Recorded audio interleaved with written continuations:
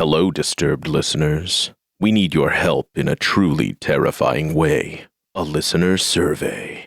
Tell us all of your deep, dark secrets. It'll only hurt for a few minutes. You'll find the link below in our show notes. To show you how much we appreciate you, we're giving away 2 $50 gift cards every month.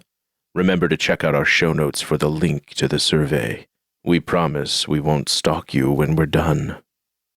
The Hulu original series, Furious, is coming to Hulu and Hulu on Disney Plus July 27th.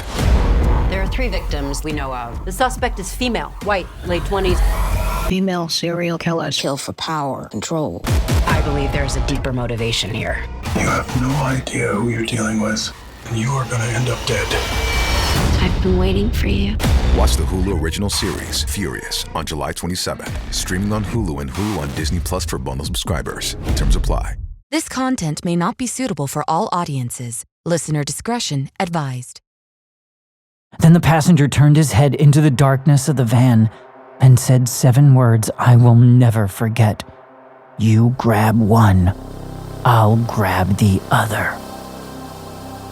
There was so much blood, like maybe there'd been a mass slaughter of some sort. I wondered if the screams had come from right there. Its eyes were mesmerizing. They were a deep, solid blue. I gazed into them. From killer podcasts, true tales of horror, bizarre happenings, unexplainable events. This is Disturbed.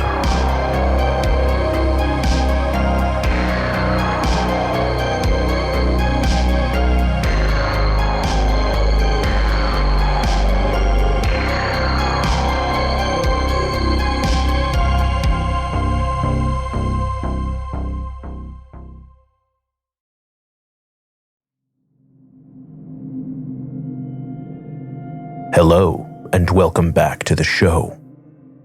This week, we have 5 inexplicable stories that will make you rethink everything. In our first story, a trip to the store sends one girl running for her life, narrated by Sky Alley, from Reddit user Sad Practice 1951. When I was 13, I lived in a pretty sketchy city in New England. It's one of those places that was known by the entire state to be ghetto and plagued with lots of drug and gang activity. However, I'd moved there when I was 9, and by then it was 100% home to me. I loved it despite its reputation. Plus, since I never really caused any problems for anyone, I could get along with anyone and everyone that I met. I had several run-ins with some fairly dangerous people who ended up becoming close friends because I really just enjoyed chatting it up with folks. To sum it up, I was very naively confident in my safety around town. One night, I went into the local supermarket to grab some basics while my mom waited in the car. I had just gotten through the entrance and into the seasonal product section when I saw a man walk in. He stood out to me immediately as he was extremely tall and stocky.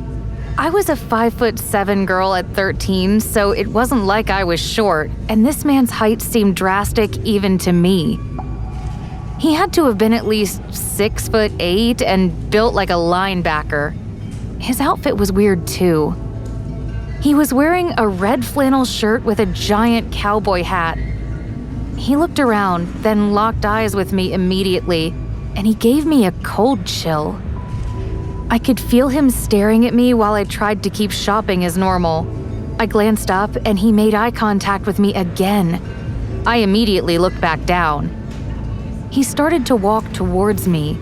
I moved further down the aisle, trying to keep a big distance between us. I looked up again, and it seemed like he was walking faster towards me, and he was definitely still staring at me. At this point, I was terrified because I knew that this guy was following me. I also knew that I needed to run if I was going to get away from him. I started to run the rest of the way down the aisle, and he started running after me. When I reached the end, I turned and ran as fast as I could to the front door. I dropped my shopping basket and booked it out of there. I didn't look back to see where he was. I bolted across the parking lot and jumped into my mom's car. As I was trying to catch my breath, she kept asking me what was wrong. I quickly made something up and told her that they were out of the stuff I needed. She didn't ask me any other questions, even though I knew she didn't believe me. As we pulled out of the parking lot, I looked back.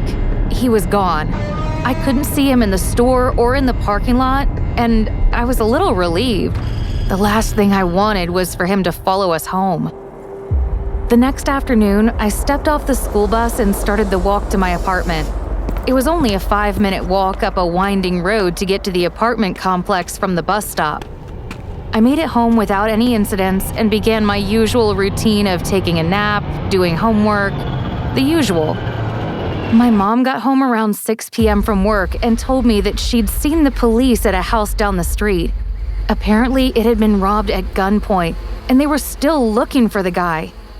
We were a little shaken up, but carried on with our night. A little while later, we were watching TV in the living room when we saw police lights right outside our window. We had no idea what was going on, but we were about to find out. About 15 minutes later, a police officer knocked on our front door.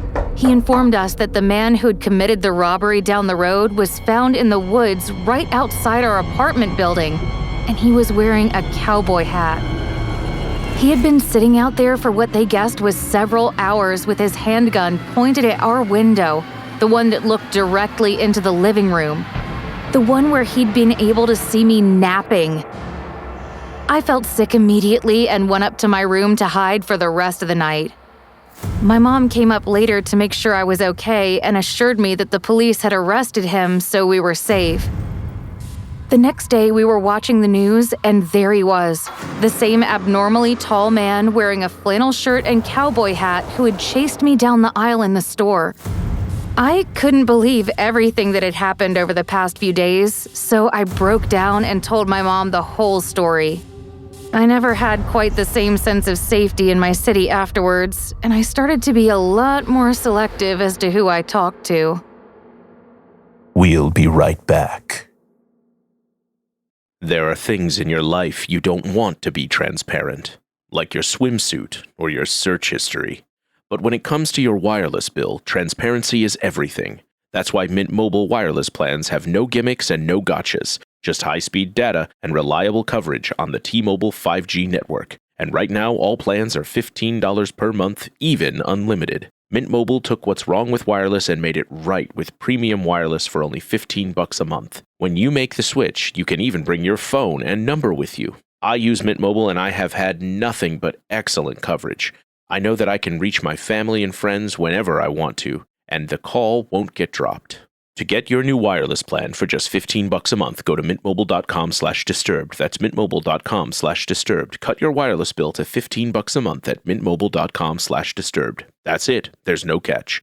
Upfront payment of $45 for 3 months, $90 for 6 months, $180 for 12 months, plan required. $15 per month equivalent. Taxes and fees extra. Initial plan term only. Greater than 50 gigabytes may slow when network is busy. Includes up to 20 gigabyte hotspot. Capable device required. Availability, speed, and coverage varies. See mintmobile.com. By making it easy to sell, Shopify empowers millions of ideas to come to life. Everything you need to sell is already there from day one. They make it easy for anyone to get started. And it's so easy for a business to grow. All of the time they would spend trying to set up a selling platform is now theirs when they use Shopify. I've seen this firsthand with merchants I shop with. They started with only a few items, but now they have hundreds of items up for grabs. There are tons of brands that I buy from that use Shopify, and the checkout experience is always quick and easy to use. I feel good using Shopify because big-name brands also use Shopify to sell their merchandise online. I know what I'm buying is legit and that my credit card information will be safe. So bring your ideas to life with Shopify. I'll be watching. With Shopify, nothing stands between your idea and a real business. So go make it one. Start your free trial at shopify.com/disturbed. That's shopify.com/disturbed. Now that summer is here and the days are longer, I find myself going for the old reliable Quince favorites. When I'm lounging around, relaxing, and listening to my favorite horror podcasts, I'm always wearing my Quince modal cotton t-shirt. It's so comfortable that you won't catch me wearing anything else. It's versatile too. I can easily throw on a cardigan or a linen button-up shirt over it, and I'm good to go. That's why I keep coming back to Quince. They focus on well-made essentials that naturally become one of those everyday staples you actually live in all season long. And it's not just clothing. Quince has become a trusted favorite for everything from home to travel to everyday essentials. Not to mention that everything at Quince is priced 50 to 80% less than similar brands. They took out the middleman to make it easier for you. So make your summer wardrobe easier. Go to quince.com/disturbed for free shipping on your order and 365-day returns. Now available in Canada too. That's QUINCE.com/disturbed for free shipping and 365-day returns. Quince.com/disturbed.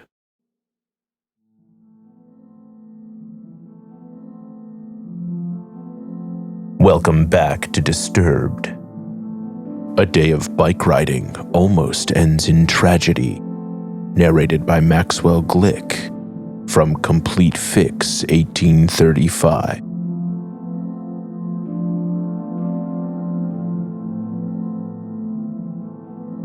The year was 1991, and I was 6 years old living in Winnipeg. My family was already in the middle of an unthinkable nightmare. My 10-year-old sister, Robin, had just passed away. I was the only child left, and the grief in our house was heavy and suffocating. One day, I went over to my friend Holly's place just to get out of the house, looking for any shred of normal childhood. We decided to do what we always did, ride our bikes around the block. It was a beautiful, quiet summer day, the kind of afternoon where you feel like nothing bad can happen. But on our third lap around the neighborhood, the atmosphere changed. We saw a van. It was a beat-up white cargo van without any windows in the back. It was just a solid, rusted metal shell. We kept riding our bikes, assuming the van would just drive right by us. But instead, it slowly pulled up so that it was crawling next to us. I'll never forget that van, because the engine had this horrible rhythmic rattle to it, like metal grinding on metal. Since we were so young, we didn't immediately have that stranger danger alarm go off. We were mostly just confused. We slowed down and stopped our bikes. The van stopped right along with us, idling heavily. The passenger window was already rolled down, revealing a pitch-black interior that seemed to swallow the sunlight. I got a good look at the passenger. His image is burned into my brain. He was gaunt, with yellow, crooked teeth and long, frizzy, straggly hair that looked like it hadn't been washed in weeks. He looked me and my friend up and down. Then, the passenger door swung open. From then on, the world seemed to move in slow motion. The man put one heavy foot out onto the pavement and shifted his weight, as if he was about to lunge. At the same time, I heard the heavy, clunky thud of the sliding door as it started to be rolled open. Then the passenger turned his head into the darkness of the van and said 7 words I will never forget. "You grab one, I'll grab the other." He said it loud enough for me to hear it clearly, like he didn't even care that we were listening. Pure, cold adrenaline hit us, and the world came back into focus. We didn't scream or cry. We didn't have time to. We just slammed our feet onto the pedals and rode our bikes as fast as we could. With every pedal, my heart hammered against my ribs so hard it hurt. We were only a few houses away. We could surely make it before they caught up to us. When we landed, we ditched our bikes right on the grass near the driveway, scrambled inside, slammed the front door, and quickly locked it. We immediately burst into tears, crying and shaking. Holly's mom came over to see if we were okay. She figured that we'd fallen off our bikes and scraped our knees. We were gasping in between tears, trying to tell her a van was following us. You could hear the engine rattle all the way down the street, but her mom thought that was just regular street noise. There was no reason for her to be afraid until she looked at us and saw the sheer terror in our eyes. She went to the front window and looked out. Her face went completely pale. She saw the van. She watched as it slowly, deliberately crept past the house, the passenger window down, his yellow teeth visible as he smiled, with our bikes lying right there on the lawn like neon markers. They knew exactly where we were. She stayed by that window, her hand on the lock, telling us it was going to be okay, but she never took her eyes off the street until that rattling engine finally faded into the distance. After that, Holly's mom called the police to report the suspicious van. Hopefully they got him. Thankfully, we got away that day. My mom wouldn't have been able to handle losing me.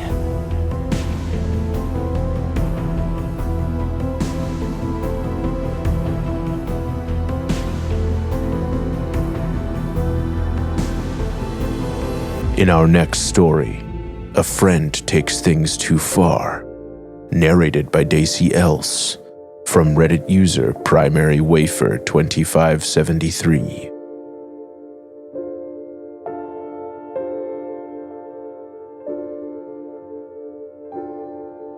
It was my freshman year of high school, and I decided to join the GROTC program. If you aren't familiar with it, it teaches high school students about the military. Students were required to join a team like drill or marksmanship, and we traveled to other schools across Washington, Oregon, and Idaho to compete. We spent so much time together practicing on bus rides and on field trips that we all grew close, especially within our own school. But sometimes that close friendship isn't a good thing. I became friends with a junior, we'll call Travis for this story, who helped me rank up and made me his assistant. We became close friends and hung out all the time because we were in the same club. Then things slowly started to get weird. He started by lingering too much, like after everyone else left, he would still be around me until the very last minute. Then he started leaving me gifts in my backpack, notes in my locker, and he even put snacks on my desk.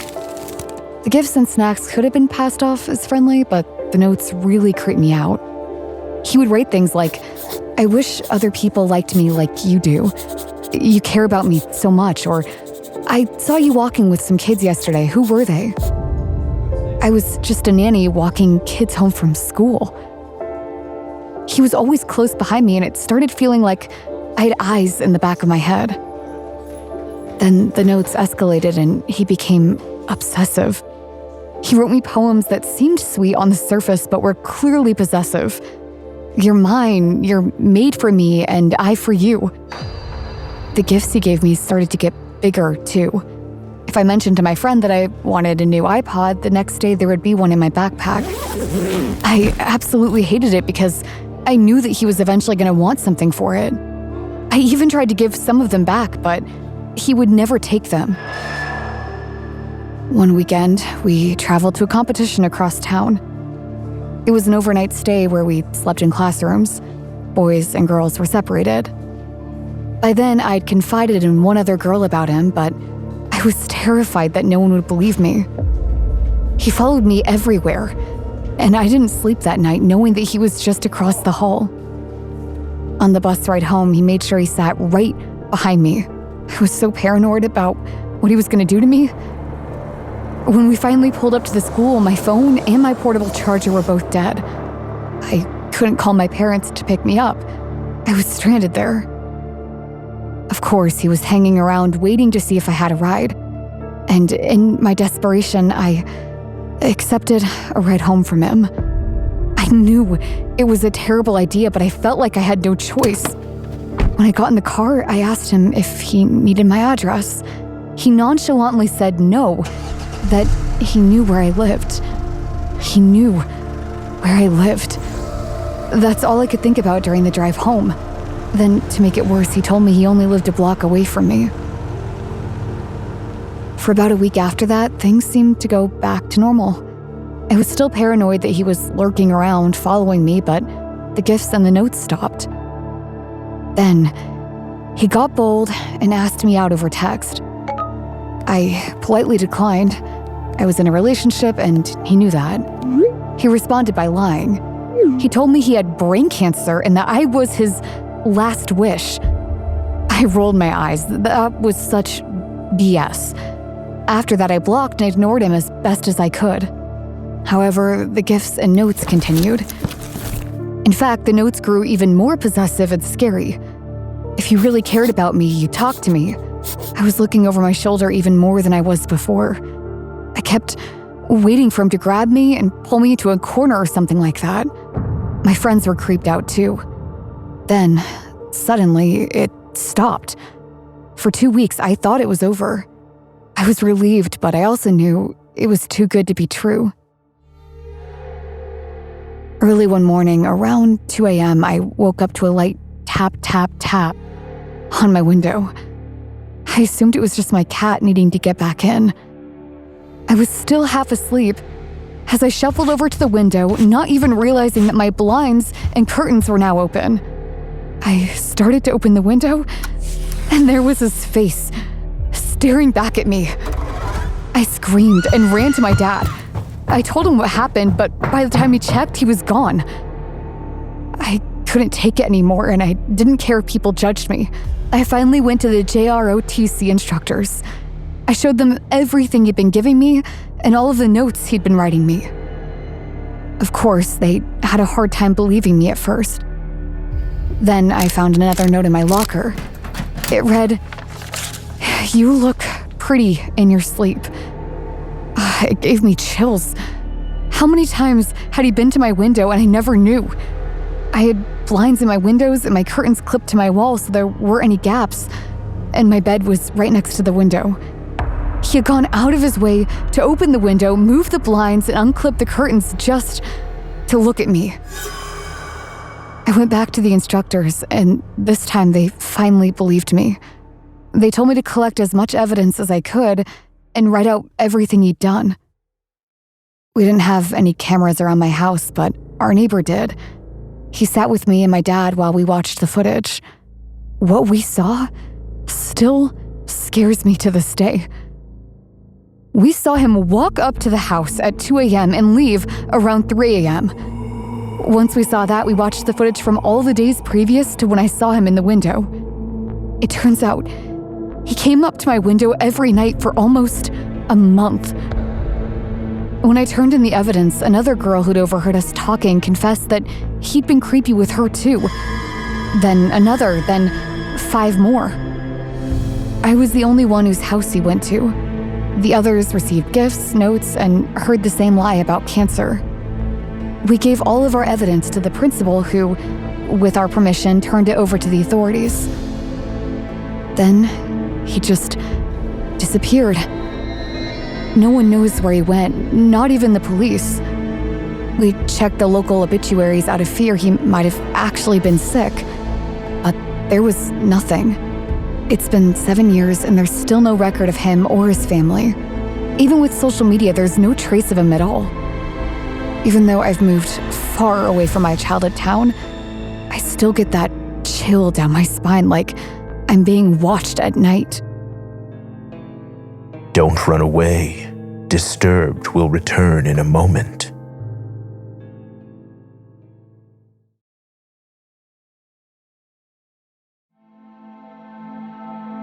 Welcome back to the show. 2 boys discover a secluded barn. Lives are changed forever. Narrated by Ecnal J.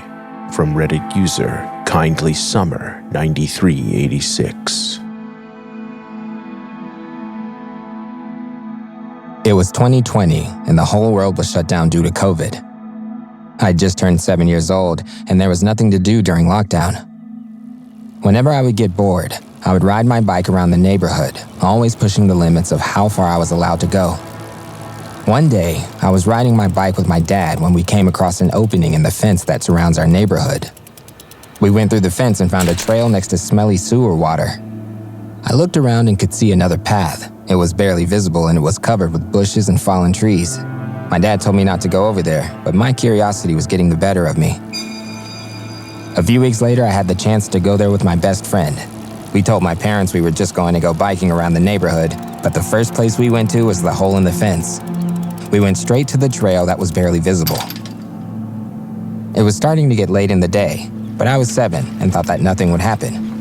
We ventured deep onto the trail to the point where it started to get thinner and thinner, with moss and shrubs all around us. I'd had my fill of adventure, and it was around 6:30 p.m., so I told my friend I wanted to turn back. He insisted on going forward to see what else we could find, and I reluctantly agreed because I didn't want him to think that I was a wimp. My friend was really excited as we biked further into the woods. However, I started to hear cries in the distance and shouts and something else that I couldn't figure out, and it totally creeped me out. Then, the trail just stopped. It led to nowhere. I was about to suggest that we should head back, but then my friend heard the cries too. They sounded like they were just up ahead. He pushed forward through the downed trees and bushes. We finally came to a clearing and we saw a big old barn. There was nothing else near it, just the barn. We started to ride around the barn when suddenly my friend stopped fast. On the ground was a sea of blood and broken glass bottles. There was a stream of blood that went to the barn door, with handprints on the door handle and continuing inside the barn. There was so much blood, like maybe there'd been a mass slaughter of some sort. I wondered if the screams had come from right there.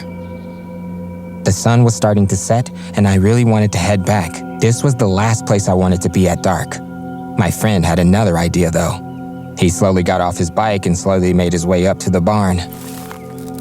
I wanted to tell him to stop, that it was too dangerous, but I was so scared that my voice was caught in my throat. I hid behind some bushes and watched him crack open the big barn door. I couldn't see anything. Then my friend screamed bloody murder. He was so loud it hurt my ears. He ran back away from the barn door and jumped on his bike. I jumped on mine and we rode as fast as we could away from the barn. It was getting dark, but somehow we found the trail to get out of there. As soon as we reached the sidewalk, we pulled over to the side to catch our breath. My friend was white as a ghost. He looked traumatized. I asked him what he saw, and he didn't say anything. He just looked at me. He was quiet the rest of the ride home. I told my mom what happened, and when she talked to my friend's mom, she found out that he didn't sleep at all for the next week. He also had to go to therapy for his trauma. To this day, he has never told anyone what he saw in that barn. Throughout the years that followed, I went back to the trail a few times. Every time I tried to find the barn, it was just gone. Many of the times we got lost or the trail just ended without another way to go. Sometimes I biked around the trail in the evenings to try to hear the screams again, but I never have. I still get chills when I think back to that day, but I can't help but wonder, what was in that barn?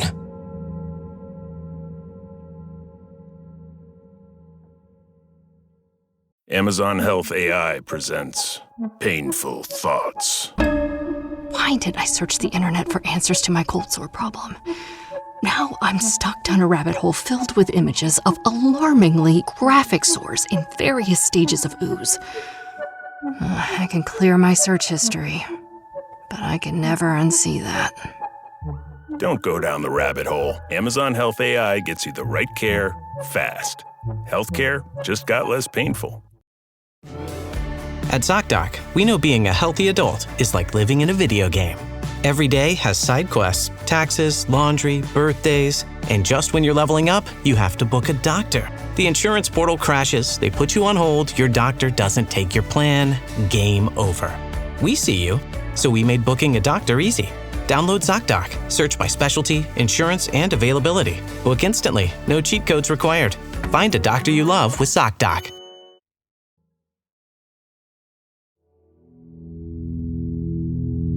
In our final story, a little girl gets a visit from something blue.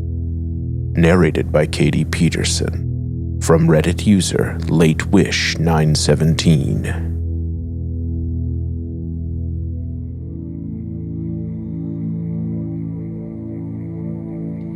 This story is one of my earliest memories, and I remember it as if it happened yesterday. I am 30 now, and this happened sometime in 2001, so I was only 4 years old at the time. We lived in a house that we'd painted green, out in the country next to Winsboro, Texas. I can't remember the exact month, but it was cold outside. It was already dark out when, for some reason, I decided to go out on the porch. I slipped outside without anyone really noticing and was just hanging out. All of the curtains were still open, and I was spying on my family through the window. I felt like a secret agent because no one knew I was out there. Suddenly, I saw a figure pop up behind me in the reflection of the glass. It startled me, and I quickly turned around. It was very close to me, maybe 3 feet away, and we were looking straight at each other.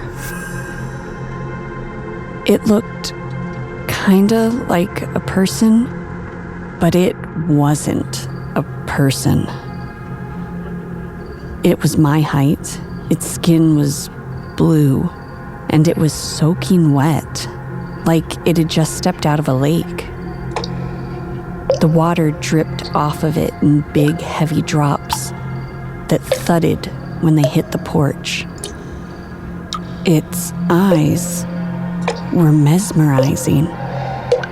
They were a deep, solid blue. I gazed into them. I couldn't look away.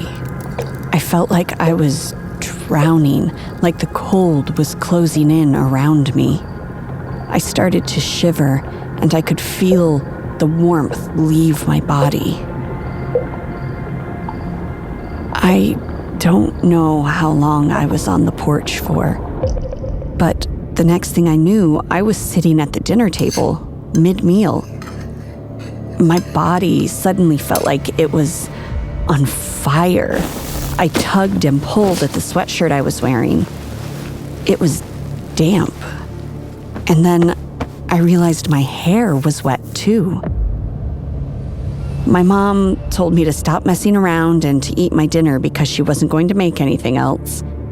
My sister was staring at me, wide-eyed.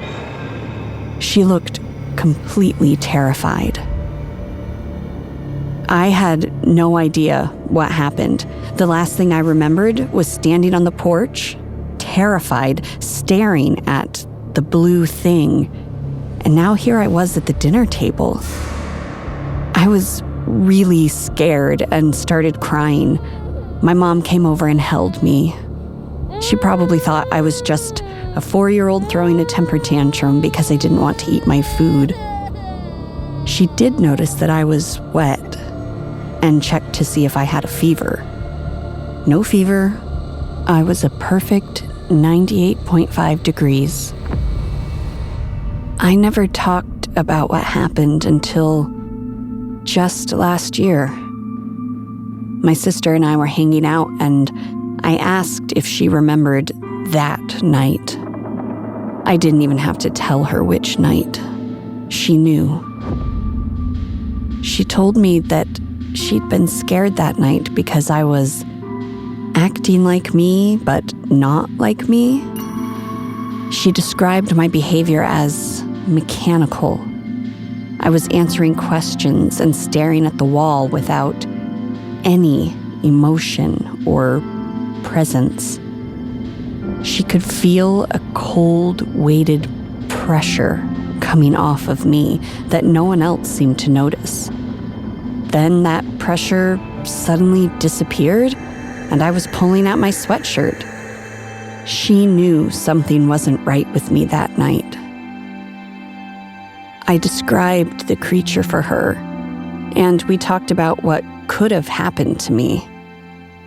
I believe that when I was staring at the creature, it took over my body, using my body as a shell, that it was mimicking me until it was done and then just left. That's why I can't remember anything that happened between the porch and the dinner table.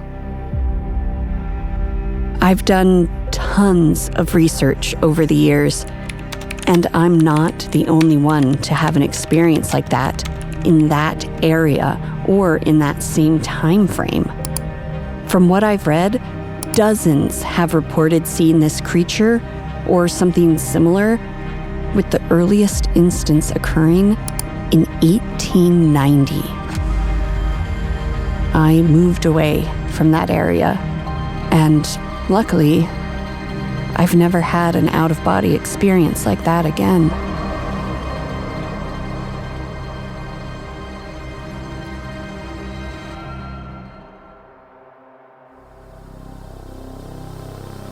New episodes of Disturbed drop every Thursday. If you love the show, consider becoming a member to access early and ad-free episodes. There you can also access our exclusive monthly series, A Night by the Campfire, where we share the scariest stories we can find from professional authors. A few episodes have been released here for free, so scroll down and listen. I'm your host, Doug Bailey, and this has been Disturbed. If you have a story you'd like to share, email us at mystory@disturbedpodcast.com or post on our subreddit, r/disturbedpodcast. If you enjoyed the show, consider subscribing and leaving a review. Disturbed is a production of Killer Podcasts and part of the Evergreen Network.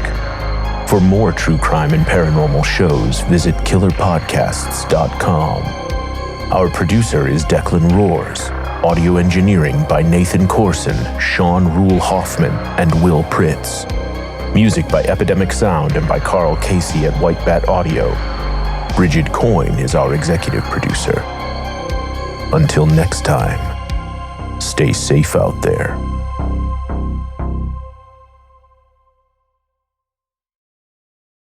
Do you have a dark curiosity? Heart Starts Pounding, Horrors, Hauntings, and Mysteries is a weekly podcast hosted by me, Kaylin Moore. Each week, I'll take you on a dark journey through terrifying true urban legends, bizarre true crime cases, chilling tales of backwoods horror, and more. So if you're looking to join a passionate community of the darkly curious, check out Heart Starts Pounding on the free Odyssey app or wherever you get your podcasts. And remember, stay curious. Picture yourself alone in the middle of nowhere, and there's somebody following you. He went on his way, we so thought, and then we went on ours. But in reality, he really followed us up there. On Deadly Nightmares, the true crime podcast from ID, listen to real stories of ordinary people stalked by serial killers and attackers. Please, tell me we're not gonna die. Listen to Deadly Nightmares on Apple Podcasts, Spotify, or wherever you get your podcasts.